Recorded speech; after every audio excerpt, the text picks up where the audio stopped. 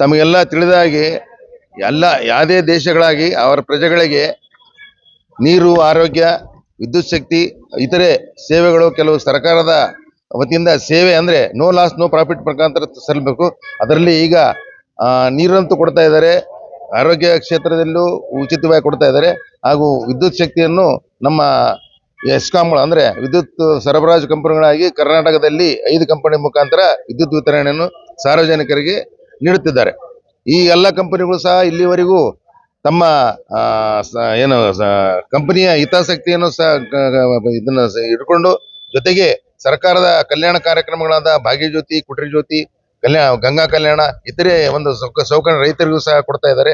ಹಾಗೂ ಕೆಲವು ಉದ್ದಿಮೆದಾರರಿಗೂ ಸಹ ಸರ್ಕಾರದ ವತಿಯಿಂದ ಏನು ಸಿಗಬೇಕು ಅವರಿಗೆ ಸಬ್ಸಿಡಿ ಮುಖಾಂತರ ಒಂದು ಉಚಿತವಾದ ವಿದ್ಯುತ್ತನ್ನು ಸರಿಯಾದ ರೀತಿಯಲ್ಲಿ ವ್ಯವಸ್ಥಿತವಾಗಿ ಸರಬರಾಜು ಮಾಡ್ತಾ ಇದ್ದಾರೆ. ಇಂಥ ದಿಸೆಯಲ್ಲಿ ಈಗ ಎಲ್ಲ ಗ್ರಾಹಕ ಅಂದ್ರೆ ಎಲ್ಲಾ ರೀತಿಯ ಬಳಕೆದಾರ, ವಿದ್ಯುತ್ ಶಕ್ತಿ ಬಳಕೆದಾರ ಗ್ರಾಹಕರಿದ್ದಾರೆ. ಅವರಿಗೆ ಈಗ ಟಾಟಾ ಪವರ್ನವರು ನಾವು ಸಹ ವಿತರಣೆ ಮಾಡ್ತೀವಿ ಅಂತೇಳಿ ನಮ್ಮ ಕರ್ನಾಟಕ ರಾಜ್ಯ ವಿದ್ಯುತ್ ಶಕ್ತಿ ನಿಯಂತ್ರಣ ಮಂಡಳಿಗೆ ಅರ್ಜಿ ಹಾಕಿಬಿಟ್ಟು ನಾವು ಸಹ ಈಗ 5 ಕಂಪನಿಗಳ ಜೊತೆ ನಮಗೂ ಸಹ ವಿದ್ಯುತ್ ವಿತರಣೆ ಮಾಡಲು ಲೈಸೆನ್ಸ್ ಕೊಡ್ಬೇಕಂತ ಅರ್ಜಿ ಹಾಕಿದ್ದಾರೆ. ಇದನ್ನ ನಾವು ಸಾರ್ವಜನಿಕವಾಗಿ ಅಂದ್ರೆ ವಿದ್ಯುತ್ ಗುತ್ತಿಗೆದಾರ ನಾವು ಸಹ ವಿದ್ಯುತ್ ಬಳಕೆದಾರರ ಮೊದಲನೇ ಬಾರಿಗೆ, ಹಾಗೂ ಅದರ ನಂತರ ನಾವು ಗುತ್ತಿಗೆದಾರ ಆಗ್ತೇವೆ. ನಮಗೂ ಸಹ ಇದರಿಂದ ಸಾಕಷ್ಟು ತೊಂದರೆಗಳಾಗ್ತವೆ. ಮುಂದಿನ ದಿನ ಈಗಾಗಲೇ ನಾವು ಕೆಲವು ರಾಜ್ಯಗಳ ಬಿಲ್ಗಳನ್ನು ಅವ್ರೇನು ಒರಿಸ್ಸಾ, ತ್ರಿಪುರಾ, ಬಾಂಬೆ, ಡೆಲ್ಲಿನಲ್ಲಿ ಏನು ಈಗ ಆಲ್ರೆಡಿ ಸರಬರಾಜು ಮಾಡ್ತಾ ಇದ್ದಾರೆ ಪ್ರೈವೇಟ್ ಆಗಿ, ಅಲ್ಲಿನ ವಿದ್ಯುತ್ ಶಕ್ತಿ ಬಳಕೆ ಬಿಲ್ಗಳನ್ನು ತರಿಸಿ ಒಂದು ಪರಿಶೀಲನೆ ಮಾಡಿದಾಗ ಸುಮಾರು 24% 25% ಡಿಫರೆನ್ಸ್ ಇದೆ. ಅದನ್ನು ತಮಗೆ ಕಾಪಿನೂ ನಾನು ಸಲ್ಲಿಸಲಿಕ್ಕೆ ತಮಗೆ ಕೊಡ್ತೀನಿ. ನಮ್ಮ ಹತ್ರ ಡಾಕ್ಯುಮೆಂಟರಿ ಎವಿಡೆನ್ಸ್ ಇದೆ. ಆ ಪ್ರಕಾರ ಅದಕ್ಕೆ ಮುಂದಿನ ದಿನಗಳಲ್ಲಿ ಯಾವುದೇ ರೀತಿಯ ಸರ್ಕಾರದ ಒಂದು ಅಧಿಕಾರದಲ್ಲಿ ಅವುಗಳು ಏನು ನಿಯಂತ್ರಣ ಇರಲ್ಲ. ಹಾಗಾಗಿ ಸಾರ್ವಜನಿಕರಿಗೂ ಸಹ ಯಾವುದೇ ಅಹವಾಲನ್ನು ಸಲ್ಲಿಸಲಿಕ್ಕೆ ಸಾಧ್ಯ ಆಗಲ್ಲ. ಅದಕ್ಕಾಗಿ ನಾವು ಈ ಖಾಸಗೀಕರಣ ಏನು ನಮ್ಮ ಕರ್ನಾಟಕ ರಾಜ್ಯದಲ್ಲಿ ವಿದ್ಯುತ್ ಕ್ಷೇತ್ರವನ್ನು ಖಾಸಗೀಕರಣಗೊಳಿಸಲು ವಿರೋಧ ವ್ಯಕ್ತಪಡಿಸಿ ನಾವು ನಮ್ಮ ಆಲ್ರೆಡಿ ಈಗಾಗಲೇ ನಮ್ಮ ದೇಶದ ಏನು ಮಂತ್ರಿ ರಾಷ್ಟ್ರಪತಿಗಳಿಗೂ, ಪ್ರಧಾನಮಂತ್ರಿಗಳಿಗೂ, ಹಾಗೂ ವಿದ್ಯುತ್ ಮಂತ್ರಿಗಳಿಗೂ, ಹಾಗೂ ಕರ್ನಾಟಕ ರಾಜ್ಯದ ಮುಖ್ಯಮಂತ್ರಿಗಳು, ಉಪಮಂತ್ರಿಗಳು, ಹಾಗೂ ವಿದ್ಯುತ್ ಇಂಧನ ಖಾತೆ ಸಚಿವರಿಗೂ ಸಹ ಈ ಮನವರಿಕೆ ಮಾಡಿಕೊಟ್ಟು ಅವರಿಗೆ ಮನವಿಗಳನ್ನು ಸಲ್ಲಿಸಿದ್ದೀವಿ. ದಯವಿಟ್ಟು ಈ ಒಂದು ಕರ್ನಾಟಕ ರಾಜ್ಯದಲ್ಲಿ ವಿದ್ಯುತ್ ಕ್ಷೇತ್ರವನ್ನು ಖಾಸಗೀಕರಣಗೊಳಿಸಬಾರದಂತ ಆಲ್ರೆಡಿ ಮನವಿ ಮಾಡಿಕೊಂಡಿದ್ವಿ. ಈ ಮಟ್ಟದಲ್ಲಿ ಒಂದು ವೇಳೆ ನಮ್ಮ ಈ ಅಹವಾಲನ್ನು ಸರ್ಕಾರ ಗಮನಿಸದಿದ್ದಲ್ಲಿ ಮುಂದಿನ ದಿನಗಳಲ್ಲಿ ನಾವು ಉಗ್ರವಾದ ಹೋರಾಟವನ್ನು ಬೆಂಗಳೂರಿನಲ್ಲಿ ಬಹಳ ಬೃಹತ್ತಾದ ಮಟ್ಟದಲ್ಲಿ ಮಾಡ್ತೀವಿ ಅಂತ ಹೇಳಲಿಕ್ಕೆ ಬಯಸ್ತಾ ಇದ್ದೀನಿ.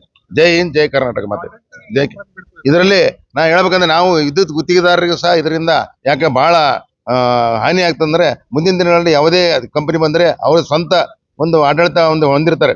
ಅದಕ್ಕಾಗಿ ಯಾವುದೇ ಗುತ್ತಿಗೆ ಕೆಲಸಗಳಾಗಬೇಕು ಅವ್ರ ಕಂಪನಿ ವತಿಯಿಂದ ನಡೆಸ್ತಾರೆ. ಅವಾಗ ಆ ಗುತ್ತಿಗೆ ಕೊಡಲ್ಲ ಅವರು. ಹಾಗಾಗಿ ನಾವು ನಿರುದ್ಯೋಗಿಗಳಿದೆ.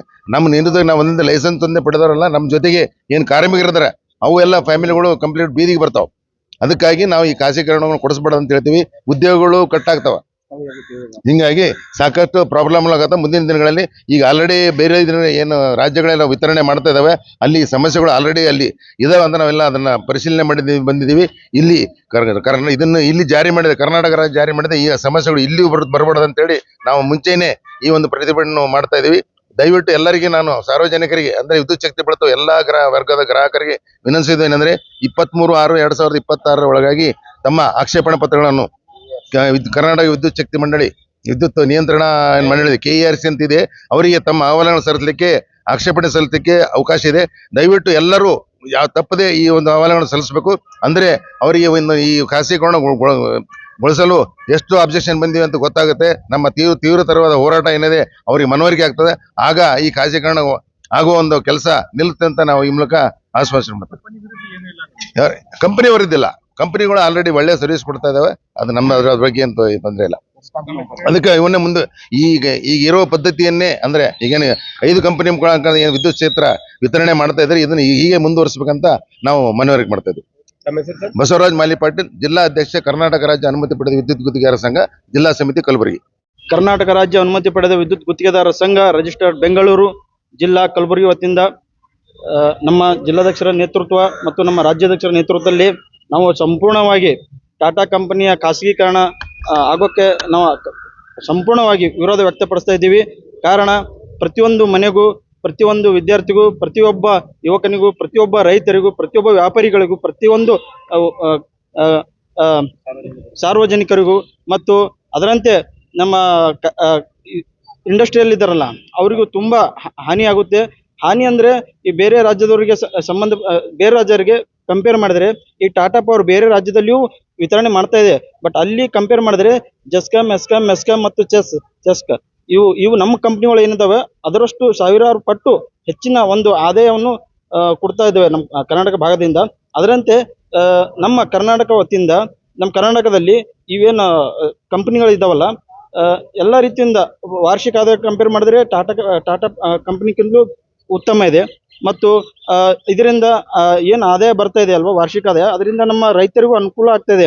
ಸಬ್ಸಿಡಿ ಹೋಗ್ತಾ ಇದೆ, ಸೋಲಾರು ಯೂಸ್ ಮಾಡ್ಕೊತಾ ಇದ್ದಾರೆ. ಅದರಂತೆ ಮತ್ತೆ 200 ಯೂನಿಟ್ಸ್ ಎಲ್ಲರೂ ಬಳಕೆ ಮಾಡ್ತಾ ಇದ್ದಾರೆ. ಎಲ್ಲ ಸಾರ್ವಜನಿಕರ ಅನುಕೂಲ ನೋಡಿದರೆ ಇದು ನಮ್ಮ ಕಂಪ್ನಿಗಳಿಗೆ ಅತ್ಯಂತ ಒಳ್ಳೆಯ ರೀತಿಯ ಕಂಪ್ನಿಗಳಿದ್ದಾವೆ.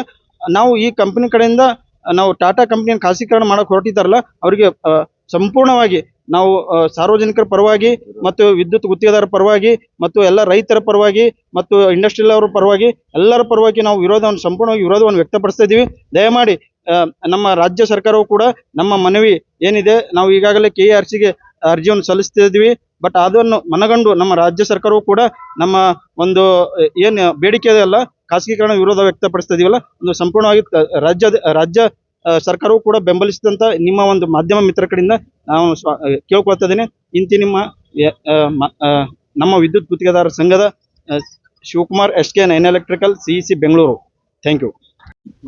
मैं कलबुर्गी के पूरे जनता से एक निवेदन करता हूँ, एक रिक्वेस्ट करता हूँ कि आने वाले दिनों में एक टाटा कंपनी हमारे पास इलेक्ट्रिकल के लिए प्राइवेट करने के लिए एप्लीकेशन डाली सो है. वो एप्लीकेशन जो डाली सो है आगे आने वाले दिनों में प्राइवेट होने के चांसेस है. इसके लिए हमारा क्या है मालूम है, हमारे कॉन्ट्रैक्टर का पूरा ये बाइकआउट है, पूरा हर तरीके से बाइकआउट है. हर तरीके से हम उसका विरोध कर रहे हैं. हम कलबुर्गी की जनता से हम उनसे ये रिक्वेस्ट करते हैं कि सारे लोग क्या है मालूम है हमको सपोर्ट करें, क्योंकि प्राइवेटेशन क्या है मालूम है आने के बाद क्या है मालूम है बहुत सारी परेशानियां आने वाली है. देखिए फर्स्ट बात तो क्या है मालूम है कोई भी सब्सिडी नहीं रहेंगी. उसके बाद क्या है मालूम है आपको जो पार्ट पेमेंट मिलने वाला वो भी नहीं मिलेगा. रैतर को क्या है मालूम है फ्री करंट दे रहे वो भी नहीं मिलेगा. 200 यूनिट गरीब लोगों को वो भी नहीं मिलेगा. ये सारी चीजें क्या है मालूम है नहीं मिलने वाली हैं प्राइवेट आने के बाद.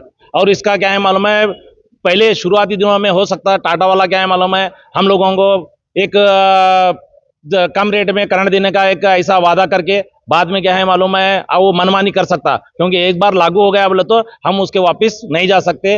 वापस क्या है मालूम है गवर्नमेंट की तरफ जा नहीं सकते. ये प्राइवेट होने वाले के बाद प्राइवेट में ही रहना पड़ता. इसलिए हम क्या है मालूम है इस न्यूज के माध्यम के जरिए आप लोगों से क्या है मालूम है एक रिक्वेस्ट करते हैं कि भाई आप लोग विरोध करो. विरोध करने के लिए क्या है मालूम है हमारे पास क्या है इस तरीके से एक ऑब्जेक्शन लेटर रेडी करे सो है. इसके अंदर क्या है मालूम है आप अपना नाम फिल करके सेक्रेटरी KRC को क्या है मालूम है भेजना है.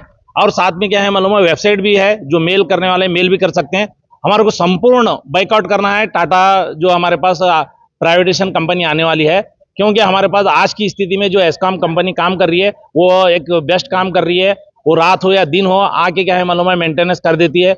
अगर प्राइवेट होने के बाद क्या है मालूम है अगर पावर सप्लाई अगर चले गया तो कोई गारंटी नहीं है. साथ में जब शॉर्टेज रहेगा पावर सप्लाई का उन्हें क्या है मालूम है हमारे LT2 घरों के लिए क्या है मालूम है करंट कम दे के क्या है मालूम है इंडस्ट्री को और कमर्शियल को देता, क्योंकि वो हाई टैरिफ रहता, रेट ज्यादा रहता. ये भी हमारे को सोचना चाहिए. इसलिए हमारा आप सब लोग सपोर्ट करो. इसका हम क्या है मालूम विरोध करते हैं, आप लोग भी विरोध करो.